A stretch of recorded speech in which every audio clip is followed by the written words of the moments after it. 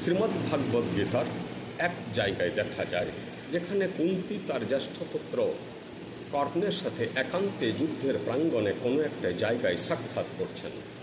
তা কুন্তী সেখানে নিজের পরিচয় দিয়ে বলছেন যে আমি পাণ্ডব মাতা এবং তোমারও মাতা, তুমি আমার জ্যেষ্ঠ পুত্র, তুমি এই যুদ্ধে পাণ্ডবদের পক্ষে যোগদান করো, তুমি দুর্যোধনকে ছেড়ে দাও, তুমি হবে এই ষষ্ঠ পুত্রের মধ্যে সর্বাধিনায়ক।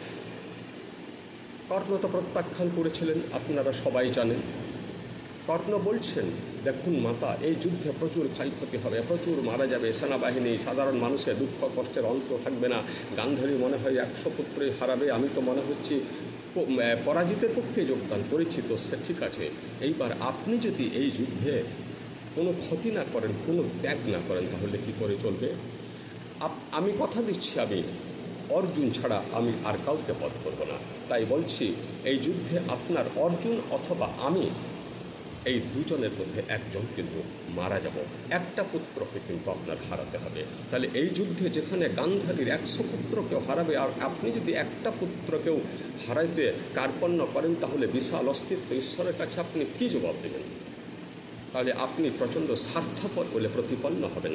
অতএব এটা আপনি মেনে নেন যে এই যুদ্ধে আপনার একটা পুত্র হারাবে। নমস্কার।